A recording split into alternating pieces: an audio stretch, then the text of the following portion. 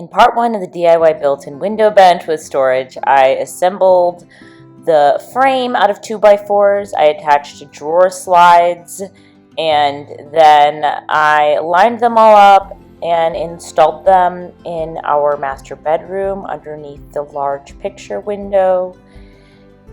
And I built the drawers out of 3/4 inch plywood.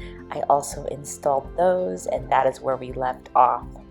This week, I am adding the face frame.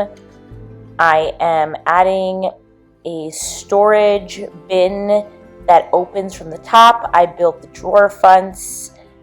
I paint everything a beautiful green to match the walls. And I am making a seat cushion with a very long zipper to finish it all off. So, for the face frame, I used a pre-primed pine boards that are 1 inch by 3 inch thick, and I cut them down using all the measurements that I took before I started this project. Spoiler alert, my measurements changed a lot because I installed this in place instead of sticking to measurements. So there were a lot of little adjustments that I had to make, and you'll see me perhaps marking with a pencil in here. This is just to ensure, like, I have to make some extra cuts thickness wise and stuff to make sure the drawer slides still come out. But once I figured that all out, I installed the face frame. And then that middle part is joined together, of the face frame is joined together just with pocket hole screws. I installed the face frame using a brad nailer. The pine boards are covering up the 2x4s. Now I only built the face frame to a point because on that left side over there where it looks empty, I'm going to be installing a different face frame to cover up the storage box portion of the storage bench. So for the hinge top cabinet, I just used a piano hinge that was the full length of the top, and I ordered this off of Amazon, and then you just attach it using a bunch of screws that come with the piano hinge. And it's pretty simple. You just cut the back piece a little bit thinner so that when it's up against the wall, the top for the bench actually can open and rest against the wall, if that makes any sense, like I just showed you here. So once that was installed, I did have to do 2 smaller cuts of plywood, one for the back so that the hinge could open, and then one on the side just because there was a gap there. And then I'm just installing everything. I'm screwing the plywood tops for the bench that are not going to be open, that are over the drawers, just with 1 inch wood screws, or these might be 1 1/4 inch wood screws. And as you can see, it is nicely flattening the plywood out. It was definitely bowing a little bit. So very exciting. Everything here is mostly working. I'm not really sure what happened, but the next thing I need to do is, this is going to be a storage box, and it can't be open like this. So I have a frame, and I'm going to router out the middle and put in some slats that are on 1/4 inch plywood so that they match the slats that are on my wardrobe build, and also the slats that are going to be on these drawer fronts, because I want everything to be uniform. So yeah, that's my plan. I'm going to go ahead and go downstairs and router out the frame. I will show you. For building the face frame that is also going to have slats in it, I had to router out an inset for the slats to rest in. I am horrible with the router. I did not buy the right router bit. I'm just using the factory setting router that came with it and just sort of hacking away at the wood, which is not a good way to do it. I should have bought the proper tool, but it worked enough to the point that I was able to router. I basically just set the router to like 1/4 of an inch thick and because the slat pieces are 1/4 of an inch, and that way they can rest flush into those pieces of pre-primed pine boards, which are almost an inch thick, probably closer to 3/4 of an inch thick, if that makes any sense. So I'm just cutting down the slats out of 1/4 inch plywood. You could use MDF. I'm just using plywood here, and I think I measured these pieces to be about 3 inches, but that's just a matter of preference. And then on the ridge that I built from the router, I am just gluing in there with some wood glue, and then I'll just spread that around with my finger. And I am installing the slats one by one using 5/8 of an inch brad nails. I figured out very quickly that I needed to shoot these in at an angle, otherwise they were going to go through the front of the face frame. And a couple of them did, which was annoying, and I had to kind of like bend them back and take them out. But if you shoot them in at an angle, like shoot them in at an angle away from you and toward you, basically just going into the meaty part of the wood, you won't have nails shooting through the front of your face frame like I did. This process went fairly quickly. And once everything was installed, I have this really nice panel that can attach to the face frame that I already have upstairs to close up the hole in that box, which is meant to be a storage box, as I have showed you. And it fit like a glove.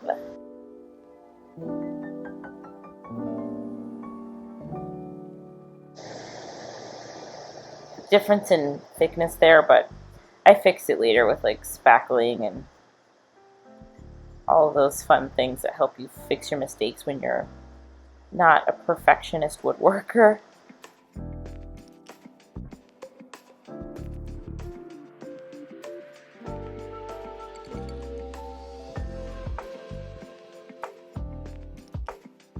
Okay, so this is a pretty awesome situation happening here. I have to put a handle on here, obviously, because I need to be able to, there we go. But yeah, I'm really excited about this function in here, to be able to just like hide stuff in here. I think that's gonna be really cool. And yeah, and then just to get like this painted, we'll have to get it caulked first. Still have to do drawer fronts. I'm gonna need to caulk all of these screw holes, nail holes. I made a lot of extra screw holes and nail holes, just trying to get everything to function and get everything level, which was a lot more work than I thought it was gonna be. But yeah, I need to do caulk on all the seams, and I have just a lot of holes that need to be filled, and drawer fronts. So for the drawer fronts, they're gonna be the same as I have here, which I want the lines to be the same as I have in my wardrobe here. The main difference is gonna be that I paint this. It's not gonna be a wood color. I'm gonna paint it the same color as the walls. I have not picked out a paint color yet, so stay tuned for that. But as soon as I have it, I'll obviously let you guys know. And yeah, you guys, this is where I'm gonna end it for today. I think this looks incredible. I'm really proud of myself. I did this in like 4 days. For the seat cushion, I wanted to make sure I didn't just like staple fabric to the top of the bench. I needed to be removable because my dog lays on it, and I knew she would, and this was partially for her because she likes to look out the window. So I learned how to sew for this project, which was a journey. But I bought this foam from Home Depot, cut it with a bread knife down to the thickness, the width that it needed to be. I believe I used 3-inch high density foam from Home Depot. That was the cheapest way to get it, honestly. It's even more expensive on Amazon. And one piece stretched the entire length of this wall, which is like almost like, I don't know, 14 feet long. And it was very easy to cut, and it is very comfortable. Hello and good morning from my garage. So today is a new day. I am working on the drawer fronts. Basically, all of my drawer compartments are just a little bit off because I applied the face frame after I installed the structure. So like I basically stapled it on, so it's just like everything's just a little bit off, so I have to do individual cuts, which is going to be a pain in the butt, instead of just like uniform measurements for all equal spacing of the drawer fronts. They're all kind of just off by like anywhere between 1/8 of an inch and like 1/4 of an inch. But I want to make sure that it won't be perceptible to the eye, but if I cut them all uniform, it would be. So I have to do these slight adjustments when I'm cutting them. Anyways, this is what it looks like. I measured the openings and then just subtracted 1/4 of an inch from the height and 1/4 of an inch from the width. And because it's an inset cabinet, that's what I'm gonna be doing. And yeah, I showed you already the lines and everything I'm gonna make on it. My table saw. If you're interested in how I did that in depth, go check out my wardrobe build. But I'm gonna get started on making these cuts for the drawer fronts. So I've shared this hack before in other videos, but if you run out of plywood and you don't wanna go buy more, a really good hack is to just glue the plywood with mitered edges together. Use a good amount of glue.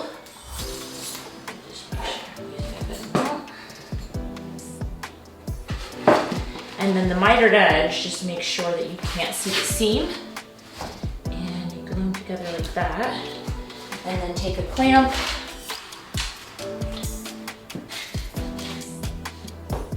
And since I'm at the end of the project, I'm doing this because, well, A of all, I don't want to spend any more money because plywood is really expensive right now. Maybe forever, honestly.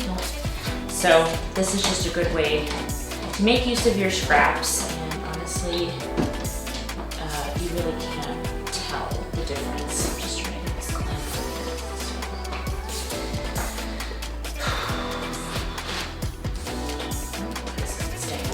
clamp. Yeah, or probably put something on top of this, but this is how you get it to. So I'm just gonna do that clamp and then clamp this one up and keep going. Just wanted to share that trick. So after the glue up, with my scrap pieces of plywood, I just cut everything down to those lengths as I discussed before.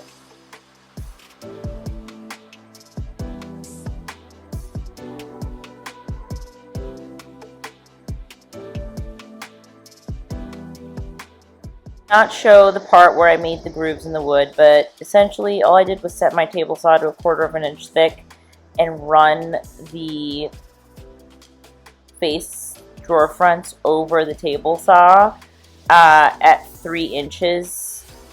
So I started at 3, then moved up to 6, then moved up to 9, and just worked my way across my table saw until I covered the entire face frame. And that's how you can get those lines in the boards, which I think look really high-end and classy. I'm just sanding down the boards for paint using, I think, a 220 grit sandpaper. This is a paint color that I picked out that will match the lime wash that I have on my walls. I'll be sure to leave the name of the paint linked in the description below because it is escaping me right now.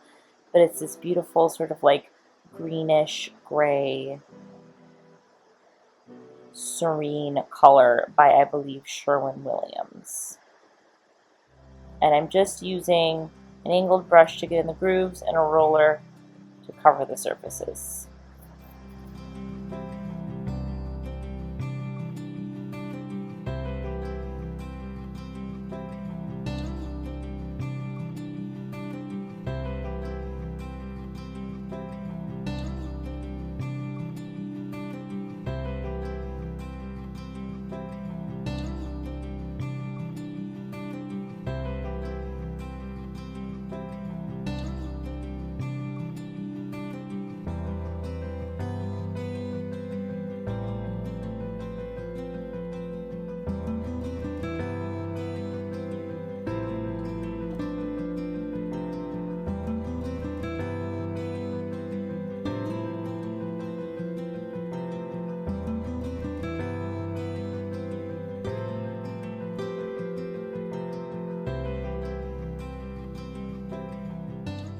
So once the paint was dried, this is what it was looking like. I believe this is after the second coat.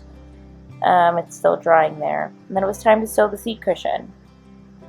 haven't sewn anything in many years. However, I got this sewing machine from a friend and I found this really beautiful fabric on, I found the fabric on Tomlin House. They were having a clearance. So I'm gonna go ahead and sew these together, create a seat cushion with a zipper. I can't say that I know 100% what I'm doing, but I have a decent idea of what I need to do. So yeah, wish me luck. And I won't be doing a tutorial because I'm honestly figuring this out as I go, but I'll just show you a little bit of what I do and then obviously the product afterwards. So the first thing I had to do was sew the fabric, the tablecloths essentially together, because these were a part of a closeout sale of a company that closed down. A really high-end interior design company closed down. They were selling these linen tablecloths. So I used these as fabric, but I had to sew them together because the bench is, like I said, it's 14 feet long, maybe longer, and the tablecloths were not long enough to stretch that length, and I wanted it to look like a singular piece. So I'm just sewing them together. And this is what it looked like once I sewed them together and also cut them to the length they needed to be. And then I'm just folding the fabric in half.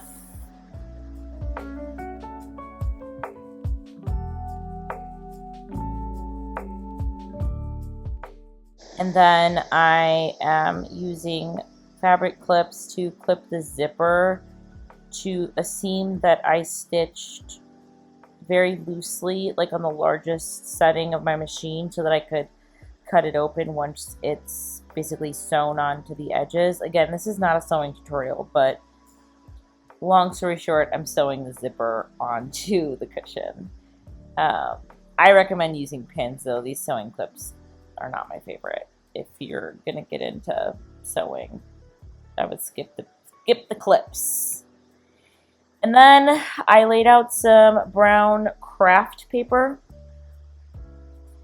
and sprayed this 3M fabric glue onto the foam so that I could attach the batting. The batting essentially just, I ordered this batting off of Amazon, like a long roll of it that was like the right width and everything.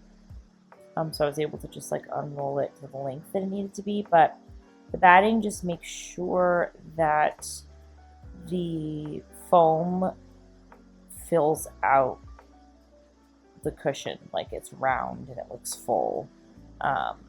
And it also just acts as like extra padding, so do not skip the batting. It's very important for a high-end finish. And once I successfully completed sewing this thing, I shocked myself. I also was able to like make the zipper wrap around the corners. I'll leave the tutorial I used down below to figure this out. The video I watched did not show me how to make this long pillow, but I just sort of adapted the measurements and figured it out. Which you can do too if you want to make a seat cushion this long. It's basically just a easy sew box cushion tutorial, so I will leave that link below. If I can do it, you can do it. I am not a sewer. This is my first time sewing a seat cushion ever, and I literally made it 14 feet long. So, and then the zipper I got off of Amazon. It's just a continuous like yardage, basically, like roll of zipper. And this is how it turned out, you guys. I think it's beautiful. I love the sort of like monochrome look of the green linen with the green woodworking. And linen is super durable. Like I said, my dog sits on this and she's a dog, so you want something that's gonna be high traffic resistant. And then it was time for the fun part, styling. I'm just using 2 pillows here. I did add over time, but I started out with a pillow from Hackner Home, and the other one is from Studio McGee. And then this blanket I got off of Etsy from this seller in like Sweden or something. It's wool and it's really cozy. And that's it, you guys. That is the window seat. It is fabulous for storage. I don't know what I would do if I didn't have all this storage. It's kind of like I keep needing to build more storage in my house. And I have the tools to do it, so why not? Thank you for tuning in. Be sure to subscribe. My next build is a giant wardrobe in our bedroom.